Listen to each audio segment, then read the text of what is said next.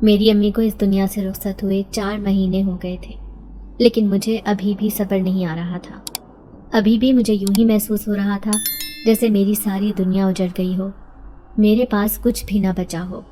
اور اس کے پیچھے بھی سب سے بڑا ہاتھ میرے اپنے ہی گھر والوں کا تھا، جن کا رویہ اچانک ہی تبدیل ہو گیا تھا۔ اب وہ پہلے کی طرح مجھ سے پیار سے بات نہیں کرتے تھے اور نہ ہی وہ میرا خیال رکھتے تھے، بلکہ وہ تو اپنی ہی سرگرمیوں میں ملوث ہو گئے تھے۔ اب ابا کو بھی میری فکر نہیں رہی تھی، وہ بھی اب سارا وقت آفس میں ہی گزارتے تھے اور پھر جب گھر واپس آتے تو اپنے کمرے میں چلے جاتے۔ اس دوران انہوں نے ایک بار بھی یہ پوچھنا گوارا نہیں کیا کہ میری بیٹی کس حالت میں ہے، وہ زندہ بھی ہے یا مر گئی ہے۔ میں انہی سوچوں میں گم چھت پر بیٹھی رو رہی تھی جب اچانک احمد وہاں پر آ گیا۔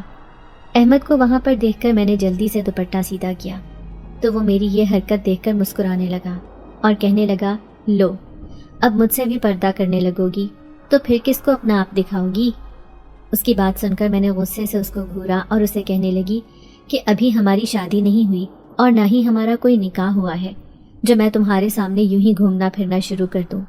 جس دن نکاح ہو جائے گا اس دن بات کرنا۔ وہ بولا، گھر والوں نے ہماری بات تو چلا دی ہے نا، میرے لیے اتنا ہی کافی ہے، مجھے لگنے لگا ہے کہ ہمارا تعلق مضبوط ہو گیا ہے۔ اس کی بات سن کر میں نے ایک گہری سانس لی، لیکن میں اسے کچھ بھی نہیں بولی کیونکہ مجھے پتا تھا کہ اسے کچھ کہنا ہی فضول ہے، کیونکہ وہ 1 مہینہ پہلے ہی لندن سے آیا تھا اور اس کا دماغ کافی خراب ہو چکا تھا۔ وہ یہاں کی تمام روایات کو بھول چکا تھا۔ اگر یہ کہتے کہ وہ شرم و حیا کو ہی وہیں چھوڑ کر آ گیا تھا تو اس میں بھی کچھ غلط نہ ہوتا، اور اس کا اندازہ مجھے اچھی طرح سے اس دن ہوا تھا جس دن میں اس کے ساتھ شاپنگ کرنے گئی تھی۔ دراصل وہ میرے اپنے کپڑے نہیں تھے، میں نے بابا کے لیے کچھ جوڑے خریدنے تھے، لہٰذا بازار کے جس حصے میں ہم گئے وہاں پر بہت سے مغربی جوڑے بھی پڑے ہوئے تھے جو خاص کر لڑکیوں کے لیے تھے۔ ان کپڑوں کو دیکھ کر میں شرمندہ ہو گئی اور سوچنے لگی کہ مجھے کیا ضرورت تھی یہاں پر آنے کی، پتہ نہیں احمد یہ سب دیکھ کر کیا سوچے گا۔ لیکن اس وقت میں غلط تھی، کیونکہ احمد تیزی سے ان جوڑوں کی طرف بڑھا اور ایک ایک جوڑا ہٹا کر مجھے کہنے لگا، یہ دیکھو یہ کپڑے اچھے ہیں، تم یہ کپڑے کیوں نہیں خرید لیتی اپنے لیے؟ اس کی بات سن کر میں پانی پانی ہو گئی۔ مجھے بالکل بھی امید نہیں تھی کہ وہ مجھ سے اس طرح کی فرمائش کرے گا۔ پھر میں نے اسے سخت لہجے میں کہا کہ میں اس طرح کے کپڑے نہیں پہنتی، میں قمیض شلوار پہنتی ہوں۔ میری بات سن کر وہ برے برے منہ بنانے لگا اور پھر مجھے پتہ ہی نہ چلا کب اس نے میرے لیے وہاں سے ایک جوڑا خرید لیا۔ جب میں گھر واپس آئی تو وہ سیدھا میرے کمرے میں چلا آیا۔ مجھے اس کا اپنے کمرے میں اس طرح سے آنا بہت برا لگتا تھا، کیونکہ ایک تو وہ لڑکا تھا اور دوسرا لڑکی کے کمرے میں جانے کے لیے ویسے بھی ہر کسی کو اجازت لینی چاہیے۔ یہ بات میں اسے بہت بار سمجھا چکی تھی، لیکن ہر بار ہی وہ میری اس بات کو ٹال دیتا تھا۔ اس دن بھی وہ میرے سامنے کھڑا مجھے وہ جوڑا دکھا رہا تھا۔ اس جوڑے کو دیکھ کر میرا دل کیا کہ زمین پھٹے اور میں اس میں سما جاؤں۔ وہ ایک بہت ہی بیہودہ جوڑا تھا۔ میں نے تیزی سے اس کے ہاتھوں سے وہ جوڑا جھپٹا اور اسے رول کر کے دوبارہ سے شاپر میں ڈال دیا اور اسے کہا کہ مہربانی کرو، یا تو یہ جوڑا وہیں پر دے کر آ جاؤ یا تو اسے جلا دو، کیونکہ یہ کپڑے میں کسی بھی صورت نہیں پہنوں گی۔ میری بات سن کر پہلے تو اس کا منہ کھل گیا اور پھر اس کا چہرہ غصے سے لال ہو گیا۔ وہ تیزی سے کمرے سے باہر نکل گیا۔ اب مجھے ڈر لگنے لگا تھا کہ پتہ نہیں وہ کیا کرے گا، اور پھر وہی ہوا جس کا مجھے ڈر تھا۔ اس نے عورتوں کی طرح یہ بات جا کر امی کو بتائی اور انہیں کہا کہ حور نے میرے لائے ہوئے کپڑوں کو میرے منہ پر مارا ہے۔ اس کی یہ بات سن کر میرا دماغ گھوم گیا۔ میں سوچ بھی نہیں سکتی تھی کہ وہ اس قدر ڈرامے باز ہو سکتا ہے۔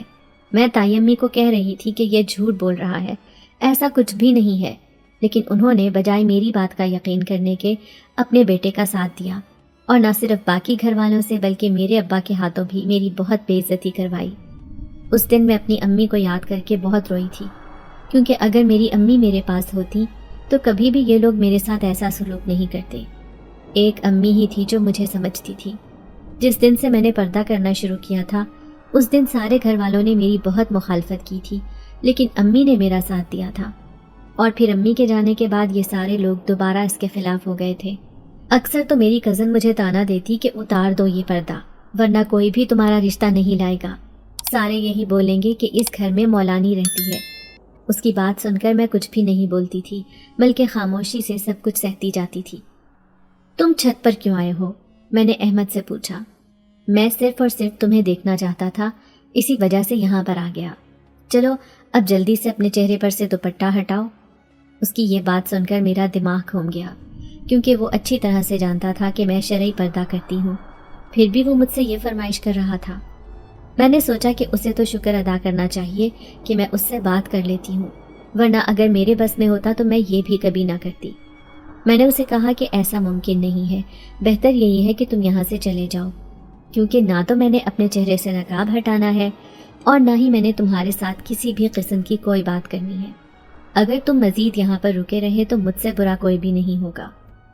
तुमसे बुरा वाकई कोई भी नहीं है, उसने मुंह बनाते हुए कहा, और फिर दोबारा से कहने लगा, चलो ना अब जल्दी से ये पर्दा हटाओ, मैं तुम्हारा हुस्न देखना चाहता हूँ। अब वो छोटे बच्चों की तरह जिद कर रहा था, जबकि उसकी ये जिद मुझे बहुत जहर लग रही थी। मैं वैसे भी पहले ही गम में बैठी हुई थी और अब तो मुझे गुस्सा भी आने लगा था। मुझे डर था कि मैं कहीं ऐसी हरकत ना कर दूं जिसके लिए मुझे दोबारा तमाम घर वालों के सामने पेश होना पड़ जाए। यही वजह थी कि मैं उसे निहायत ही तमीज़ से कह रही थी कि वो यहाँ से चला जाए, लेकिन वो यहाँ से जाने के बजाय मेरे साथ मजाक कर रहा था। और फिर उसने ऐसी हरकत की जिसके बारे में मैं सोच भी नहीं सकती थी।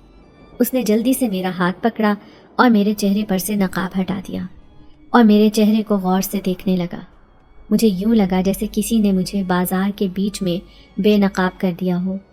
इस कदर शर्मिंदगी का एहसास मुझे आज से पहले कभी भी नहीं हुआ था। और फिर वो हुआ जो होना नहीं चाहिए था। बेसाख्ता मेरा हाथ उठा और उसके चेहरे पर निशान छोड़ गया। थप्पड़ की आवाज़ बहुत ज़्यादा थी। मेरी कज़न जो छत पर आ रही थी वो भी तेज़ी से ऊपर आई, जहाँ पर मेरे कज़न ने अपने चेहरे पर हाथ रखा हुआ था और मैं उसके सामने बैठी हुई थी। ये सब देखकर उसे अंदाज़ा हो गया कि अभी थोड़ी देर पहले क्या हुआ है। चूँकि वो अहमद की बहन थी और उससे कहीं ज़्यादा फसादी थी, इसलिए वो वहीं से चिल्लाती हुई नीचे चली गई कि आप ही ने अहमद भाई को थप्पड़ मारा है, जबकि अहमद मुझे यूं घूर रहा था जैसे वो मुझे जिंदा निगल जाएगा। उसकी लाल आंखों से मुझे बहुत खौफ महसूस हो रहा था और इस वक्त मुझे शिद्दत से इस बात का एहसास हो रहा था कि मैं उसके सामने कितनी ज़्यादा कमज़ोर हूँ। मैंने उससे माफ़ी मांगी, लेकिन उसने उंगली के इशारे से मुझे खामोश होने के लिए कहा और मुझे कहा कि अभी और इसी वक्त मेरी नज़रों के सामने से हट जाओ, वरना मैं तुम्हें कत्ल कर दूंगा। और वाकई उसके लहजे से लग रहा था कि वो कोई ऐसी हरकत कर देगा जिसके बाद शर्मिंदगी के अलावा और कुछ भी नहीं बचेगा। लिहाजा मैं तेज़ी से वहाँ से उठी और भागती हुई नीचे चली गई। लेकिन मैं अपने कमरे में दाखिल क्या होती, पहले ही तमाम घर वाले लाउंज में जमा थे। मुझे नीचे उतरता देखकर ताई अम्मी तेज़ी से मेरी तरफ बढ़ी। इससे पहले कि वो मुझ पर हाथ उठाती, चच्ची ने उन्हें रोक दिया और कहने लगी, क्या हो गया है, जवान बेटी पर क्यों हाथ उठा रही हो?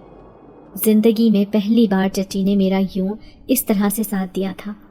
मैं तशक्कुर आमेज़ नज़रों से उनकी तरफ देखने लगी, लेकिन मैं नहीं जानती थी कि वो ये सब मजाक में कह रही हैं। फिर उन्होंने ताई अम्मी का हाथ छोड़ा और इंतहाई नफरत आमेज़ लहजे में कहने लगी, इस पर हाथ मत उठाओ, बल्कि कोई चीज़ उठाओ और इसकी टांगें तोड़ दो। इसकी हिम्मत भी कैसे हुई हमारे बेटे को थप्पड़ मारने की? अब की बार उनकी बात सुनकर मुझे यूँ लगा कि सातों आसमान मेरे सर के ऊपर आकर गिर गए हों। और फिर ताई अम्मी को तो जैसे मौका ही मिल गया। उन्होंने बालों से मुझे पकड़ा और मेरे चेहरे पर थप्पड़ों की बारिश कर दी। मैं खुद को छुड़वाने की कोशिश कर रही थी, लेकिन वो मुझे नहीं छोड़ रही थी। दूसरी तरफ अचानक अहमद सीढ़ियाँ उतरकर नीचे आ गया और अपनी अम्मी को रोकते हुए कहने लगा, क्या हो गया है अम्मी, ये आप क्या कर रही हो? जो भी हुआ आप वो छोड़ दो। ये नादान है, छोटी है, इसे इन बातों का पता नहीं है। मैंने इसे माफ़ कर दिया है, आप लोग भी इसे माफ़ कर दो और अब कोई भी इस पर हाथ नहीं उठाएगा, वरना मुझसे बुरा कोई भी नहीं होगा। उसकी बातें सुनकर मुझे उसका यकीन नहीं आ रहा था, क्योंकि मुझे बिल्कुल भी उम्मीद नहीं थी कि वो यूं इस तरह से मेरी मदद करेगा। और दूसरी तरफ मैं कुछ ना करके भी गुनहगार ठहरी थी। उस दिन मैंने शिद्दत से दुआ की कि मेरे घर वालों को हिदायत मिल जाए ताकि वो मेरे इस पर्दे पर उंगली उठाना छोड़ दें। और अब दूसरी तरफ मैंने कमरे से निकलना बिल्कुल ही बंद कर दिया था। मुझे 2 दिन हो गए थे, मैं एक बार भी घर वालों के सामने नहीं गई थी और ना ही अब्बू से कोई बात की थी। लेकिन घर वालों से ये भी बर्दाश्त ना हुआ, क्योंकि ताई अम्मी तो यही मौका ढूंढ रही थी कि मैं किसी तरह से बाहर निकलूं और वो मुझ पर तंज के तीर जला सके। और ये मौका उन्हें 2 दिन से नहीं मिल सका था। इसीलिए वो एक दिन मेरे कमरे में आ गई और मुझे कहने लगी, बीबी, हम तुम्हारे मुलाजिम नहीं हैं जो तुम्हारे लिए खाना बनाकर तुम्हारे कमरे में भेजेंगे। जल्दी से कमरे से बाहर निकलो और अपने खाने पीने का इंतज़ाम खुद करो, क्योंकि जो हरकत तुम कर चुकी हो, इसके बाद तो मेरा दिल ही नहीं कर रहा कि मैं तुम्हारी किसी चीज़ को हाथ लगाऊं। ताई अम्मी की बात मैंने बहुत तहम्मुल से सुनी। अगर मैं चाहती तो उन्हें जवाब में कह देती कि मैंने 2 दिन से घर से खाना खाया ही नहीं है, लेकिन मैं कुछ भी नहीं बोली, क्योंकि अब मैं यहाँ पर एक नया तमाशा नहीं चाहती थी। दूसरी तरफ मुझे अपने अब्बा की तरफ से ऐसे रवैये की बिल्कुल भी उम्मीद नहीं थी। इतना तो मुझे पता चल ही चुका था कि अब्बा को इस सारे मामले के बारे में मालूम हो गया है, लेकिन वो एक बार भी मेरे कमरे में नहीं आए और ना ही उन्होंने मुझे कोई नसीहत की और तसल्ली दी, बल्कि उन्होंने तो मुझसे बात करना भी गवारा नहीं किया, और यही चीज़ मुझे बार बार तकलीफ़ में मुब्तला कर रही थी। दूसरी तरफ ताई अम्मी की बात सुनकर मैंने उन्हें कहा कि मैं बस थोड़ी ही देर में बाहर आती हूँ, और फिर जैसे ही मैं बाहर गई तो वहाँ पर मेरे अब्बा बैठे हुए थे। मुझे देखकर उन्होंने उंगली से मुझे अपने पास आने का इशारा किया। वो इस वक्त काफ़ी गुस्से में लग रहे थे। मुझे अंदाज़ा हो गया था कि थोड़ी देर पहले ही ताई ने अपनी नई कार्रवाई कर दी है। यही वजह थी कि वो कमरे में मुझे बुलाने के लिए आई थी। मैं डरती डरती अब्बा के पास गई तो उन्होंने मुझे अपने पास बिठाया और मुझसे पूछने लगे कि तुमने अहमद पर क्यों हाथ उठाया है। वो इस वक्त बहुत ही नॉर्मल लहजे में बात कर रहे थे, लेकिन मैं ही जानती थी कि उनका ये लहजा कितनी देर तक नॉर्मल रहेगा। इसी वजह से मैं खुद बहुत ज़्यादा डरी हुई थी। और फिर उन्होंने मुझे एक ऐसी बात कही जिसके बारे में मैं कभी सोच भी नहीं सकती थी। उन्होंने मुझे कहा कि आज के बाद तुम्हारा घर से निकलना बंद है। ना तो तुम कॉलेज में जा सकती हो और ना ही तुम कोई और काम कर सकती हो। अब्बा की बात सुनकर मैंने बेसाख्ता उनकी तरफ देखा। मैं उनसे कहना चाहती थी कि खुदा के लिए ऐसा जुल्म ना करें। मुझे पढ़ाई का बहुत शौक़ है। एक यही काम तो है जो मैं दिल से करती हूँ और जिसे करके मैं सारी दुनिया भूल जाती हूँ, लेकिन मैं कुछ भी नहीं बोल पा रही थी। मेरी आंखों से तेज़ी से आंसू बह रहे थे, लेकिन क्या अब्बा मेरे चेहरे की तरफ नहीं देख रहे? वो ज़मीन पर न जाने क्या ढूंढे जा रहे थे। उस वक्त अब्बा के चेहरे पर एक अजीब सी तकलीफ़ फैली हुई थी। मुझे पता था कि ये हुक्म सुनाने के बाद ही उन्हें ये तकलीफ़ महसूस हो रही है, लेकिन फिर भी वो मुझ पर यह जुल्म कर रहे थे। और फिर इसके बाद वो वहाँ से उठकर चले गए, जबकि मैं वहीं बैठकर फूट फूट कर रोने लगी। थोड़ी देर बाद ताई मेरे पास आई और मुझे कहने लगी, तुम्हें हर काम करने से पहले ये सोच लेना चाहिए कि इसका अंजाम क्या होगा। लिहाजा अब जो भी तुम्हारे साथ हो रहा है उसकी जिम्मेदार सिर्फ और सिर्फ तुम खुद हो। मैं रोती हुई अपने कमरे में चली गई और फिर वो पूरा दिन भी मैंने रोते हुए गुजारा। 3 दिनों से मैंने कुछ भी नहीं खाया था, जिसकी वजह से मेरे जिस्म से जान बिल्कुल ख़त्म हो चुकी थी। अब मुझ में चलने की भी हिम्मत नहीं थी। रात का वक्त था जब अचानक दरवाज़ा खुला। मैं दरवाज़ा लॉक करना भूल गई थी। मुझ में इतनी भी हिम्मत नहीं थी कि मैं उठकर देख सकूं कि वहाँ पर कौन है। और फिर थोड़ी ही देर के बाद कोई मेरे बिस्तर के करीब आकर खड़ा हुआ। मैंने हल्की सी आंखें खोलकर देखा तो मेरे जिस्म को करंट लगा और मैं जल्दी से अपने बिस्तर पर उठ बैठी। वहाँ पर कोई और नहीं बल्कि अहमद मौजूद था। उस वक्त मैं जिस हालत में थी, उस हालत में किसी भी मर्द के सामने जाना मुनासिब नहीं था, लेकिन वो इस वक्त मेरी तरफ देख ही नहीं रहा था। वो इस वक्त ज़मीन को घूर रहा था। उसने हाथ में एक ट्रे उठा रखी थी जिसमें खाना पड़ा हुआ था। उसने खामोशी से वो ट्रे मेरे पास रखी और मुझे कहने लगा कि मुझे पता है कि तुमने 3 दिन से खाना नहीं खाया। यूँ खाना ना खाकर तुम अपने ऊपर ही जुल्म कर रही हो, लिहाजा बेहतर यही है कि इसे खामोशी से खा लो। मैं पहले उसको दोबारा डांटने जा रही थी कि वो मेरी इजाज़त के बगैर मेरे कमरे में क्यों दाखिल हुआ, लेकिन उसकी बात सुनकर मैं दोबारा से खामोश हो गई और फूट फूट कर रोने लगी। और फिर मैंने ना चाहते हुए भी उसके सामने ये शिकायत लगा दी कि तुम्हारी वजह से अब्बा ने मेरा कॉलेज जाना बंद कर दिया है। मेरी बात सुनकर उसने पहले तो हैरत से मेरी तरफ देखा और फिर कहने लगा, तुम फिक्र मत करो, ऐसा कुछ भी नहीं होगा। तुम न सिर्फ कॉलेज जाया करोगी बल्कि हर उस जगह पर जाया करोगी जहाँ तुम्हारा दिल चाहेगा। अहमद की बात सुनकर मैंने हैरत से उसकी तरफ देखा। मुझे उसका ये रवैया हजम नहीं हो रहा था, क्योंकि पहले जब भी हमारी ऐसी कोई बात होती थी तो वो हमेशा ही मुझसे बदला लिया करता था, लेकिन इस बार ना तो उसने मुझसे बदला लिया था और ना ही उसने मेरे साथ कुछ बुरा किया था, बल्कि जो कोई भी मेरे साथ बुरा कर रहा था احمد ان کے خلاف جا رہا تھا۔ تم مجھ سے بدلہ تو نہیں لوگے؟ میں نے اس کی طرف دیکھتے ہوئے پوچھا۔ میری بات سن کر وہ مسکرانے لگا اور کہنے لگا، کیا تم نے مجھے اتنا گرا ہوا سمجھ لیا ہے؟ میں ایسا بالکل بھی نہیں کروں گا۔ دراصل مجھے اپنی غلطی کا احساس ہو گیا ہے، لیکن ایک بات جو میں تمہیں بتا دینا چاہتا ہوں وہ یہ ہے کہ مجھے ان چیزوں کے بارے میں زیادہ علم نہیں تھا۔ تم بھی جانتی ہو کہ میں نے تقریباً 4 سال لندن میں گزارے ہیں، اور اس دوران میں یہ ساری چیزیں بالکل بھول گیا تھا، کیونکہ وہاں پر کبھی بھی میرا کسی ایسی لڑکی سے پالا نہیں پڑا تھا، اور نہ ہی کبھی میری بہن یا میری ماں نے پردہ کیا جس کی وجہ سے مجھے پردے کی اہمیت کے بارے میں اندازہ ہوتا۔ لیکن اب مجھے اچھی طرح سے پتہ چل گیا ہے کہ یہ چیز تمہارے لیے کتنی اہم ہے، لہٰذا فکر مت کرو، آئندہ میں تمہیں شکایت کا موقع نہیں دوں گا۔ اور ابھی اس وقت تمہارے کمرے میں آنے کی بات کے بارے میں بھی میں وضاحت کر دیتا ہوں۔ دراصل میں نے اپنی بہن کو کہا تھا کہ وہ تمہارے لیے کھانا لے کر چلی جائے، لیکن وہ اس کے لیے راضی نہیں ہو رہی تھی، اس لیے مجبوراً مجھے خود آنا پڑا۔ وہ یہ تمام باتیں زمین کو دیکھ کر رہا تھا۔ اس دوران اس نے ایک بار بھی میرے چہرے کی طرف نہیں دیکھا تھا، جس کی وجہ سے مجھے یوں لگنے لگا تھا کہ شاید وہ تبدیل ہو گیا ہے، لیکن میں نہیں جانتی تھی کہ یہ صرف اور صرف نظر کا دھوکہ ہے۔ انسان کی فطرت کبھی بھی نہیں بدل سکتی، اور جس کی فطرت میں ڈس نہ ہو تو وہ کبھی بھی اپنے زہر کو اپنے اندر نہیں رکھ سکتا۔ یہ کہہ کر وہ وہاں سے چلا گیا، اور پھر اس کے بعد میرے اور احمد کے آپس کے حالات بھی اچھے ہو گئے۔ اب میں تقریباً روز ہی اس سے بات کرتی اور اپنے دن کی روٹین کے بارے میں اسے بتایا کرتی تھی، وہ بھی مجھے اپنی روٹین کے بارے میں بتاتا۔ اب اس نے مجھے کبھی بھی نہیں کہا تھا کہ مجھے اپنا چہرہ دکھاؤ، اور نہ ہی اس نے مجھ سے ایسی کوئی بات کی تھی۔ دوسری طرف مجھے یوں لگنے لگا تھا جیسے اس سے بات کر کے میں دوبارہ سے اپنے آپ کو گنہگار کر رہی ہوں، لیکن نہ جانے کیا مجھ میں اب یہ تبدیلی آ گئی تھی۔ مجھے نامحرم کی ایسی لت لگ گئی تھی کہ اس کے ساتھ بات کیے بغیر مجھے سکون ہی نہیں ملتا تھا، اور یہ سب کچھ صرف اور صرف میری غلطی کی وجہ سے ہوا تھا، کیونکہ جس دن احمد نے یہ کہا تھا کہ وہ ان چیزوں کو سمجھ گیا ہے، مجھے اسی دن ہی دوبارہ سے پہلے جیسا ہو جانا چاہیے تھا۔ لیکن پتہ نہیں مجھے کیا ہو گیا، میں نے اچھا بننے کے چکروں میں اپنی حدود کا ہی مذاق بنا کر رکھ دیا۔ دراصل میرے ایک کزن کی شادی تھی، اس دن میرا پیپر تھا، لہٰذا میں اس کی شادی پر نہیں جا سکی۔ رات 8 بجے کا وقت ہو گیا تھا، تمام گھر والے ابھی تک واپس نہیں آئے تھے، گھر میں صرف میں اور احمد ہی موجود تھے، جبکہ باہر موسم بہت خراب تھا، تیز ہوائیں چل رہی تھیں اور بارش کا بھی امکان تھا۔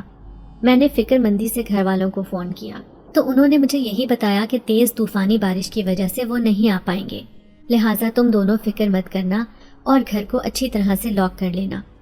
انہیں یہ فکر ہی نہیں تھی کہ وہ ایک جوان لڑکی کو جوان لڑکے کے ساتھ گھر میں اکیلا چھوڑ کر چلے گئے ہیں، انہیں صرف یہ فکر تھی کہ کہیں ایسا نہ ہو کہ گھر میں کوئی چور آ جائے، اسی وجہ سے دروازے لاک کرنے کی ہدایت دے رہے تھے۔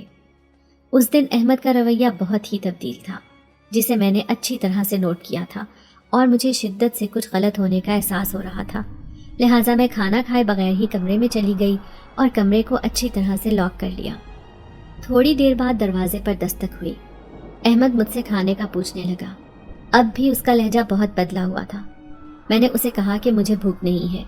میری بات سن کر چند لمحوں کے لیے وہ خاموش ہو گیا، اور پھر مجھے یوں لگنے لگا جیسے کوئی دروازے کا لاک کھول رہا ہو، اور پھر اچانک ہی دروازہ کھلا اور احمد کمرے کے اندر داخل ہوا۔ اسے یوں کمرے کے اندر داخل ہوتے دیکھ کر مجھے غصہ آ گیا، اور میں اسے ڈانٹتے ہوئے کہنے لگی، تمہاری ہمت بھی کیسے ہوئی میری اجازت کے بغیر میرے کمرے میں داخل ہونے کی؟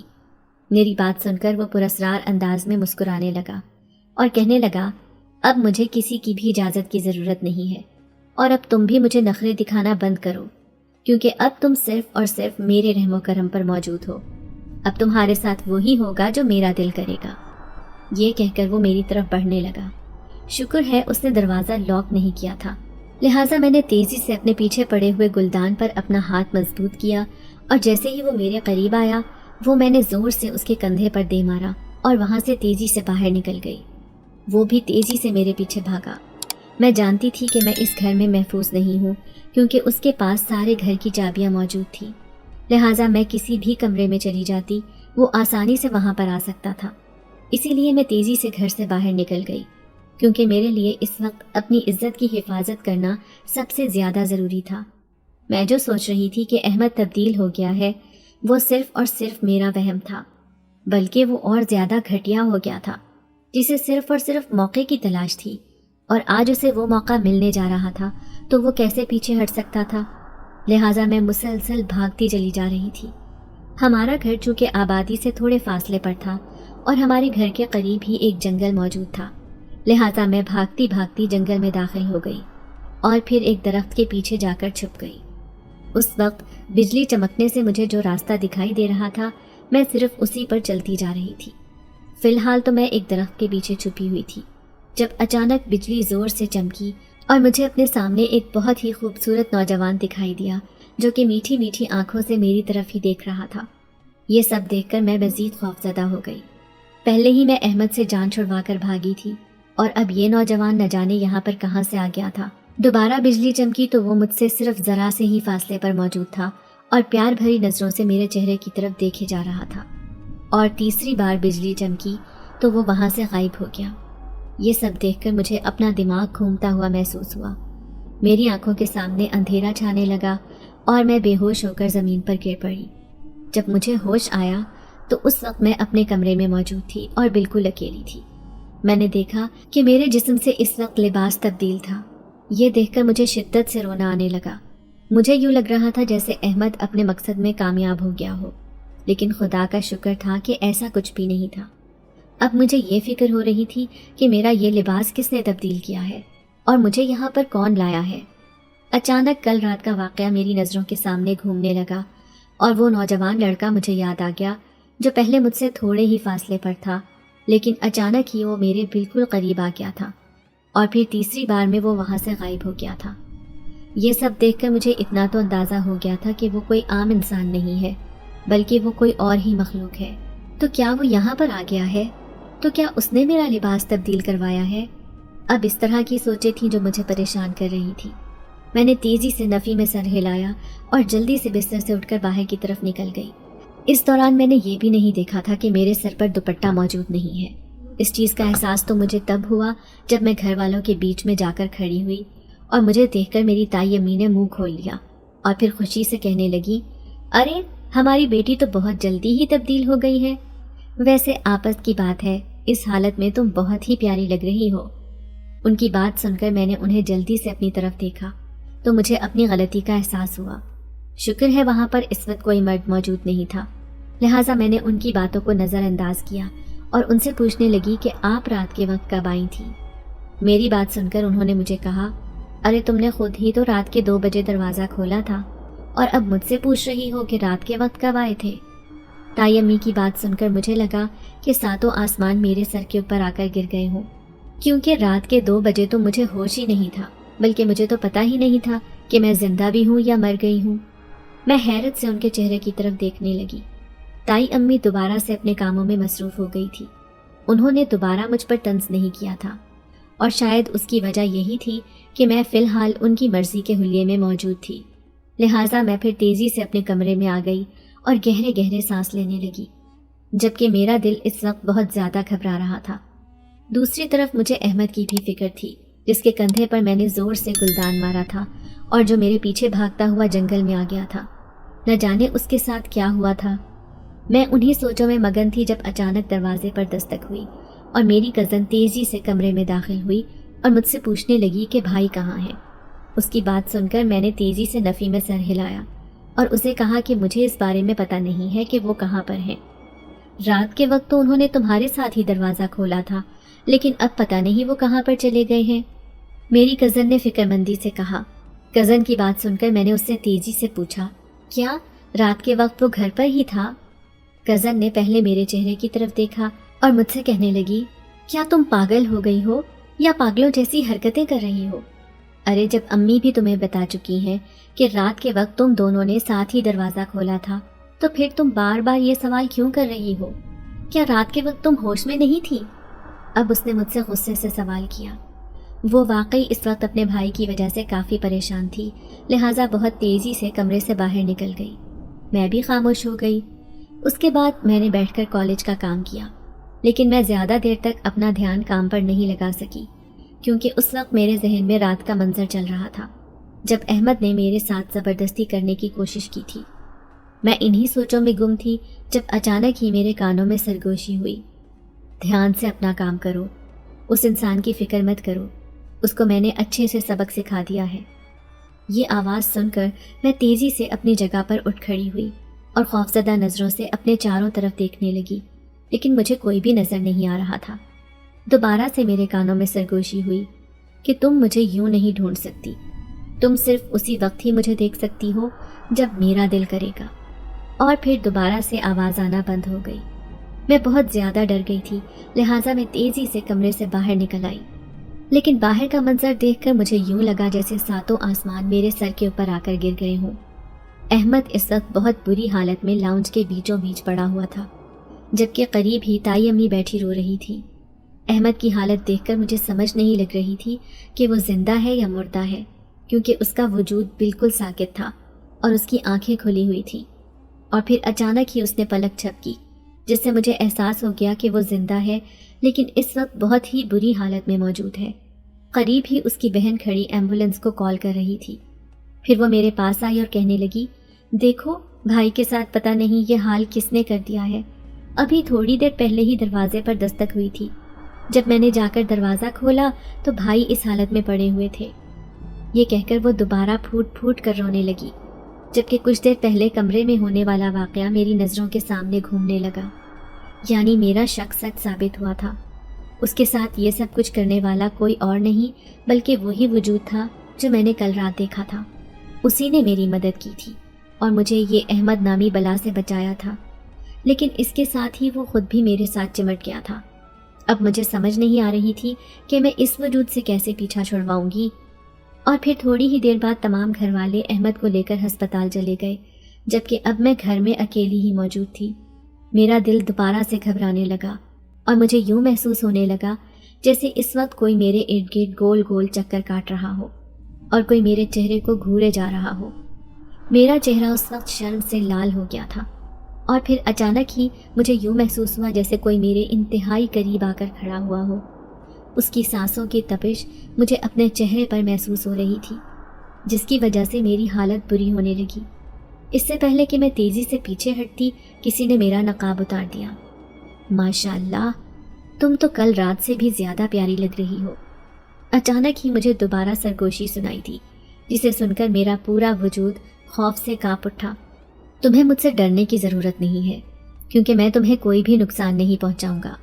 मैं तुमसे मोहब्बत करता हूं और अपनी मोहब्बत का हक उस वक्त तक अदा करता रहूँगा जब तक तुम हर तरह से महफूज ना हो जाओ। ये कहकर अचानक ही वो आवाज़ आना बंद हो गई और फिर इसके बाद ही वो एहसास भी ख़त्म हो गया। शाम के वक्त जब तमाम घर वाले वापस आए तो उनके साथ अहमद भी था। इस वक्त वो थोड़ी बेहतर हालत में था, लेकिन वो काफ़ी डरा हुआ लग रहा था। उसकी माँ बार बार उससे बातें करने की कोशिश कर रही थी, लेकिन वो उनकी किसी भी बात का जवाब नहीं दे रहा था। यूँ लग रहा था जैसे उसने चुप रहने की कसम खा ली हो।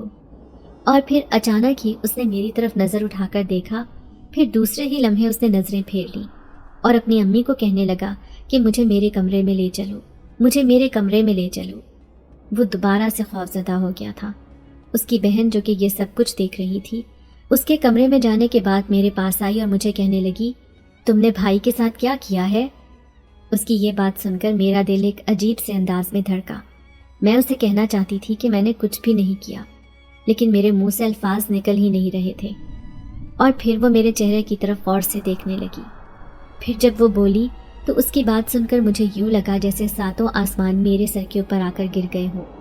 वो मुझे कह रही थी कि तुमने मेरे भाई पर जादू कर दिया है, इसी वजह से भाई की ये हालत हो गई है। मैं इस बात से इनकार करना चाहती थी और उसे बताना चाहती थी कि ऐसा कुछ भी नहीं है, लेकिन मेरी ज़बान मेरा साथ ही नहीं दे रही थी। और फिर अचानक ही उसने मुझे धक्का दिया, जिसकी वजह से मैं पीछे जा गिरी। इससे पहले कि वो वहाँ से जाती, अचानक ही उसका पाँव मुड़ा और वो मुंह के बल ज़ोर से ज़मीन पर जाकर गिरी, जिसकी वजह से उसके सामने वाले 2 दांत टूट गए। अब उसकी चीखों की आवाज़ पूरे घर में गूंज रही थी। उसकी चीखों की आवाज़ सुनकर ताई और चच्ची दोनों ही बाहर आ गईं। जहाँ पर उन्होंने उसको गिरे हुए देखा तो वो तेज़ी से मेरी तरफ बढ़ी और मुझसे पूछने लगी कि तुमने उसके साथ क्या किया है। मैं उन्हें ये बताना चाहती थी कि मैंने कुछ भी नहीं किया, लेकिन मैं कुछ बोल ही नहीं पा रही थी। अचानक ही मेरी कज़न बोल पड़ी, کہ اس نے کچھ بھی نہیں کیا، میں خود ہی گر گئی ہوں۔ اس وقت اس کا لہجہ کافی عجیب تھا اور اس کی آنکھیں بھی ایک عجیب سے انداز سے چمک رہی تھی۔ تھوڑی دیر پہلے تک اس کی چیخیں پورے گھر میں گونج رہی تھیں، لیکن اب وہ دوبارہ سے نارمل ہو گئی تھی۔ اس کے منہ سے خون تیزی سے بہتا چلا جا رہا تھا۔ اچانک اس نے ایک عجیب سے انداز سے اپنے خون پر زبان پھیری۔ یہ منظر صرف اور صرف میں ہی دیکھ رہی تھی، اور پھر یہ دیکھ کر مجھے اندازہ ہو گیا کہ یہ میری کزن نہیں ہے، بلکہ اس کے اندر وہی موجود ہے جس نے احمد کا یہ حال کیا تھا، اور اب جس نے میری کزن کا یہ حال کیا ہے۔ اور پھر مجھے دیکھ کر وہ پراسرار انداز میں مسکرانے لگی، جبکہ دوسری طرف تائی امی دوبارہ سے ایمبولینس کو کال کر رہی تھی اور انہیں آنے کے لیے کہہ رہی تھی۔ اس کے ساتھ ساتھ وہ یہ بھی کہے جا رہی تھی، پتہ نہیں ہمارے گھر کو کس کی نظر لگ گئی ہے، میرے پیارے پیارے بچوں کی زندگیاں تباہ ہو رہی ہیں۔ اس سب حقیقت کے بارے میں صرف اور صرف میں ہی جانتی تھی، لیکن میں خاموش کھڑی تھی، کیونکہ فی الحال میں کچھ بھی نہیں بول سکتی تھی۔ میں جانتی تھی کہ کوئی بھی میری بات پر یقین نہیں کرے گا، اور اس سے پہلے مجھے یہ بات بھی اچھے طریقے سے پتہ تھی کہ اگر میں نے کچھ بھی کہنے کی یا کچھ بھی کرنے کی کوشش کی تو یہ وجود میری جان لے لے گا، اور شاید میرے ساتھ بھی یہ ویسا ہی سلوک کرے گا جو کہ میرے کزنز کے ساتھ کر رہا تھا۔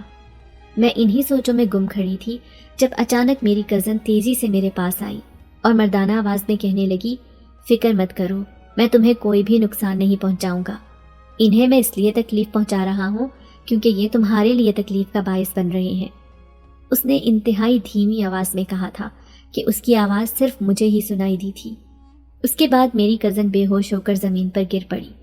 یقیناً وہ وجود اس کے جسم کو آزاد کر کے جا چکا تھا، اور پھر تھوڑی ہی دیر بعد وہ میری کزن کو لے کر بھی ہسپتال چلے گئے، جبکہ اس وقت میں گھر میں بالکل تنہا موجود تھی۔ میں وہیں زمین پر بیٹھ گئی اور پھوٹ پھوٹ کر رونے لگی۔ تبھی اچانک مجھے یوں محسوس ہوا کہ کسی نے میرے سر پر ہاتھ رکھا ہو اور اسے پیار سے تھپک رہا ہو، بالکل اسی طرح جس طرح میری امی بچپن میں مجھے پیار سے تھپکا کرتی تھی، اور اگر کوئی مصیبت آ جاتی تھی تو مجھے یوں ہی تسلی دیا کرتی تھی۔ مجھے اچانک ہی اپنی امی کی یاد آ گئی، جس کی وجہ سے میرے رونے میں شدت آ گئی، اور اب میں باقاعدہ اونچی آواز میں رو رہی تھی۔ کافی دیر رونے کے بعد جب میرے دل کا بوجھ ہلکا ہوا تو میں اس وجود سے کہنے لگی، تم کون ہو اور مجھ سے کیا چاہتے ہو؟ خدا کے لیے میری زندگی سے چلے جاؤ، تمہاری وجہ سے سب کچھ خراب ہو رہا ہے۔ اب تمہاری وجہ سے میرے گھر والے مجھ پر شک کرنے لگے ہیں کہ میں ان پر جادو کر رہی ہوں۔ اس کے بعد میں دوبارہ سے رونے لگی۔ اب وہاں پر گہری خاموشی پھیلی ہوئی تھی۔ اچانک مجھے یوں محسوس ہونے لگا کہ کمرے میں بہت سارا دھواں اکٹھا ہو رہا ہے۔ میں نے جب گردن اٹھا کر دیکھا تو یہ منظر دیکھ کر میں حیران رہ گئی کہ وہاں کمرے کے کونے میں کالا دھواں جمع ہو رہا تھا۔ جب وہ کالا دھواں ختم ہوا تو وہاں پر وہی خوبصورت نوجوان کھڑا تھا جسے میں نے اس دن جنگل میں دیکھا تھا۔ وہ اس وقت کافی سنجیدہ لگ رہا تھا۔ مجھے حیران اور پریشان دیکھ کر وہ پراسرار انداز میں مسکرانے لگا اور کہنے لگا، ابھی تو میں اپنے اصلی روپ میں آیا ہی نہیں ہوں، پھر تم کیوں اتنی خوفزدہ ہو گئی ہو؟ اس کی بات سن کر میں مزید ڈر گئی اور کانپتی ہوئی آواز میں اس سے دوبارہ پوچھا کہ تم کون ہو؟ میری بات سن کر وہ مسکرانے لگا اور کہنے لگا کہ میں جن ذات ہوں۔ فکر مت کرو، میں تمہیں مارنے کے لیے نہیں آیا اور نہ ہی تمہیں نقصان پہنچانے کے لیے آیا ہوں، بلکہ میں اس احسان کا بدلہ اتارنے کے لیے آیا ہوں جو تم نے مجھ پر کیا تھا۔ اس کی بات سن کر میں نے اس کی طرف ناسمجھی سے دیکھا اور سوچنے لگی کہ ایسا کون سا احسان ہو سکتا ہے جو میں کسی جن ذات پر کر سکتی ہوں، لیکن سوچنے کے باوجود بھی مجھے کچھ یاد نہیں آ رہا تھا۔ اور پھر تب اس نے مجھے بتایا کہ جس رات میں جنگل میں گھومتی پھر رہی تھی، اس رات جنگل میں ایک جادوگر بوتل چھوڑ کر چلا گیا تھا جس میں یہ جن ذات قید تھا۔ میرا پاؤں اس بوتل سے ٹکرایا، جس کی وجہ سے یہ بوتل درخت سے لگ کر ٹوٹ گئی اور وہ جن ذات وہاں سے آزاد ہو گیا۔ اس کی بات سن کر میں نے غور سے اس کے چہرے کی طرف دیکھا۔ مجھے لگ رہا تھا کہ شاید وہ جھوٹ بول رہا ہو، ایسا کچھ بھی نہ ہو، لیکن اس کے چہرے سے وہ بالکل سنجیدہ لگ رہا تھا۔ مجھے اس طرح دیکھتا پا کر وہ مسکراتے ہوئے کہنے لگا کہ اگر میں جھوٹ بول بھی رہا ہوں تب بھی تم مجھے نہیں پکڑ سکتی، کیونکہ ہم جن ذات کبھی بھی اپنے چہرے پر اپنے دل کی بات نہیں لاتے۔ ہم تم انسانوں کی طرح اتنے زیادہ بے وقوف نہیں ہوتے۔ اس کی دوسری بات سن کر مجھے غصہ آ گیا۔ تمام انسانوں کو بے وقوف کہنے کا مطلب تھا کہ وہ مجھے بھی بے وقوف کہہ رہا تھا۔ میں تمہیں ابھی سے بتا رہی ہوں کہ میں بے وقوف نہیں ہوں۔ میں نے غصے سے کہا۔ میری بات سن کر وہ مسکرانے لگا اور کہنے لگا، ہاں میں جانتا ہوں کہ تم کتنی عقل مند ہو۔ خیر یہ وقت ان باتوں کا نہیں ہے، میں تمہیں صرف اور صرف یہ بتانے جا رہا ہوں کہ میں اس وقت تک تمہاری زندگی سے نہیں جاؤں گا جب تک میں تمہارے گھر والوں کو ٹھیک طرح سے سبق نہ سکھا دوں، تاکہ بعد میں تمہیں نقصان پہنچانے سے پہلے یہ 100 بار سوچیں۔ میں نے اپنے قبیلے کے سردار سے اجازت لے لی ہے اور اس نے مجھے اس چیز کی اجازت دے دی ہے، اور تب مجھے اس سے ایک اور بات کا پتہ چلا تھا، وہ یہ تھی کہ وہ جس جنات کے قبیلے سے تعلق رکھتا تھا وہ بہت ہی اچھے جنات تھے اور اپنے احسانات کا بدلہ ہمیشہ ہی اتارا کرتے تھے۔ میں نے اسے کہا کہ میں اپنے گھر والوں کو مزید کوئی نقصان نہیں پہنچانا چاہتی، لہٰذا بہتر یہی ہے کہ تم ابھی یہاں سے چلے جاؤ۔ میری بات سن کر وہ دوبارہ مسکرانے لگا اور کہنے لگا، تم بہت جلد مجھے یاد کرو گی۔ خیر میں ابھی کے لیے یہاں سے جا رہا ہوں۔ اور وہ یہ کہہ کر وہاں سے چلا گیا، اور اس کی بات بالکل سچ ثابت ہوئی تھی۔ مجھے واقعی دوبارہ اس کی ضرورت پڑی تھی۔ میں جو سمجھ رہی تھی کہ گھر والوں کا رویہ دوبارہ سے ٹھیک ہو گیا ہے، لیکن میں نہیں جانتی تھی کہ یہ صرف اور صرف ڈرامے بازی ہی ہے، بلکہ میری کزن اور احمد جب ٹھیک ہوئے تو انہوں نے میرے ساتھ اپنا رویہ مزید خراب کر لیا۔ وہ کوئی بھی موقع ہاتھ سے جانے نہیں دیتے تھے جس میں وہ میری بے عزتی نہ کرواتے تھے، اور ابا کے ہاتھوں تو وہ میری ایسے معاملات میں بے عزتی کروانے لگے تھے جن کے بارے میں میں کبھی سوچ بھی نہیں سکتی تھی۔ اب رونے کے علاوہ میرے پاس اور کوئی چارہ نہیں تھا۔ اس دن میں چھت پر بیٹھی پھوٹ پھوٹ کر رو رہی تھی، اور میں اس جن ذات کو یاد کر رہی تھی جس کے ہوتے ہوئے مجھے کبھی بھی اس طرح کی مشکلات کا سامنا نہیں کرنا پڑا تھا۔ وہاں پر روتے ہوئے مجھے تھوڑی ہی دیر گزری تھی جب مجھے یوں محسوس ہوا جیسے کوئی میرے قریب آ کر بیٹھا ہو۔ میں نے گردن موڑ کر دیکھا تو وہاں پر وہی جن ذات بیٹھا تھا۔ اسے دیکھ کر میں ایک دم ہی خوش ہو گئی اور اسے کہنے لگی کہ مجھے تمہاری مدد کی ضرورت ہے۔ میری بات سن کر وہ مسکرانے لگا اور کہنے لگا، میں نے پہلے ہی تمہیں اس بارے میں بتایا تھا، ابھی بھی میں تمہارے پاس ہی موجود تھا، لیکن میں یہ دیکھ رہا تھا کہ تم مجھے کس وقت یاد کرتی ہو، اور ابھی جب تم نے مجھے یاد کیا تو میں تمہارے سامنے حاضر ہو گیا۔ فکر مت کرو، ان لوگوں کو میں اب ان کے مطابق ہی سبق سکھاؤں گا۔ اب میں انہیں کسی بھی قسم کی کوئی تکلیف نہیں پہنچاؤں گا، بلکہ ان کو ان کی ہی نظروں میں گرا دوں گا۔ یہ کہہ کر وہ دوبارہ وہاں سے غائب ہو گیا۔ میری مدد کرنے کے بجائے وہ اب دوبارہ سے کہیں گم ہو چکا تھا۔ میرے گھر والے میرے ساتھ دوبارہ پہلے جیسا سلوک کرنے لگے تھے۔ ایک دن میں کچن میں کھڑی کام کر رہی تھی جب اچانک ہی مرچوں کا ڈبہ زمین پر گر گیا۔ جب تائی امی نے یہ دیکھا تو تیزی سے میرے پاس آئی اور مجھے بالوں سے پکڑ کر ڈانٹتے ہوئے کہنے لگی، تمہاری ہمت بھی کیسے ہوئی یہ زمین پر پھینکنے کی؟ اب دیکھ تیرے باپ کے ہاتھوں میں تیری کیسے پٹائی کرواتی ہوں۔ میں اسے تمہارے بارے میں ایسی ایسی باتیں بتاؤں گی کہ وہ تمہیں اس گھر سے ہی باہر نکال دے گا۔ اس کے علاوہ نہ جانے تائی امی کیا کیا بولے جا رہی تھی۔ انہوں نے میرے کردار پر بھی وار کیا تھا، لیکن ہم دونوں نہیں جانتے تھے کہ میرے ابا پیچھے ہی کھڑے ہیں۔ مجھے مارنے کے بعد جب وہ پیچھے ہٹی تو ان کا سانس بری طرح سے پھولا ہوا تھا۔ اسی وقت ہی ابا تیزی سے کچن میں داخل ہوئے اور مجھے سنبھالتے ہوئے کہنے لگے، بیٹا مجھے معاف کر دو، میں نے تمہاری طرف دھیان نہیں دیا، مجھے پتہ نہیں تھا کہ یہ لوگ تمہارے ساتھ ایسا سلوک کر رہے ہیں۔ پھر انہوں نے تائی امی کو کہا کہ آپ کے پاس صرف اور صرف آج کا دن ہے، اپنا سامان سمیٹو اور یہاں سے نکل جاؤ، میں آپ کی شکل مزید اس گھر میں نہیں دیکھ سکتا۔ چونکہ یہ گھر میرے ابا کا تھا، اسی وجہ سے انہوں نے تائی اور چچی کو اس گھر سے نکال دیا۔ بعد میں انہوں نے بہت معافیاں مانگی، لیکن ابا نے انہیں معاف نہیں کیا، بلکہ وہ مسلسل روئے جا رہے تھے اور مجھ سے معافی مانگے جا رہے تھے۔ میں نے اپنے ابا کو معاف کر دیا تھا کیونکہ میں جانتی تھی کہ اس سب میں ان کی کوئی غلطی نہیں ہے، اور یوں پھر میں پرسکون انداز میں اپنے باپ کے ساتھ زندگی گزارنے لگی۔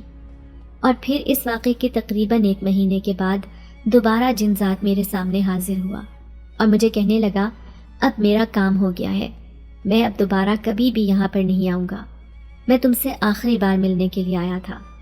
اور اس دن مجھے پتہ چلا کہ ابا کو فون کرنے والا کوئی اور نہیں بلکہ وہ جن ذات ہی تھا۔ اسی نے میرے ابا کو بتایا تھا کہ آپ کی بیٹی پر ظلم ہو رہا ہے، اور پھر وہ ہمیشہ ہمیشہ کے لیے میری زندگی سے نکل گیا۔